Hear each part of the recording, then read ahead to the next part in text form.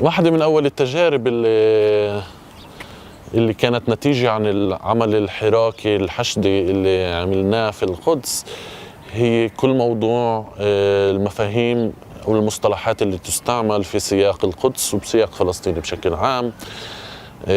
حتى أهل البلد يعني بنفسهم كانوا يحكوا عن الحواجز، مثلا معابر كأنها نقطة حدودية اللي بنعبر منها. وكل قضية تسمية القدس، احنا بالنسبة لنا القدس هي كلها قدس محتلة، احتلت بال48، بس الإملاءات الدولية والسياسية عملت التقسيم اللي ما يسمى بالقدس الغربية والقدس الشرقية. كأنه ما في كان عمليا وجود فلسطيني كمان بالمناطق اللي تعرف الآن بالقدس الغربية. فلما بلشنا نحكي عن الموضوع اشتغلنا مع مجموعة شبابية اللي عمليا بنت الفكرة اللي سمتها مشروع احكيها فلسطيني.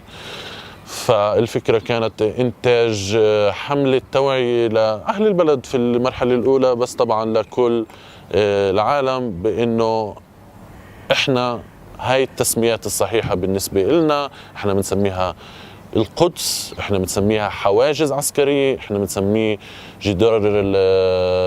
جدار الضم والتوسع، لأنه هذا هو اللي بيعمله، مش جدار الفصل، لأنه عمليا بفصل بين فلسطينيين وفلسطينيين وبسيطر على أراضي للاحتلال.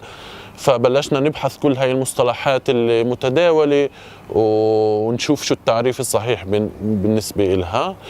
المجموعة الشبابية هي قادت الحملة في نهاية الأمر، وحتى الحملة توسعت، صار إلها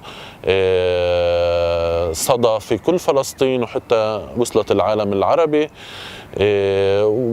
وإحنا ما حسينا ولا في أي مرحلة ملكية إلها، بالعكس، لأنها صدرت من شباب وصبايا في البلد، وانبسطنا إنها امتدت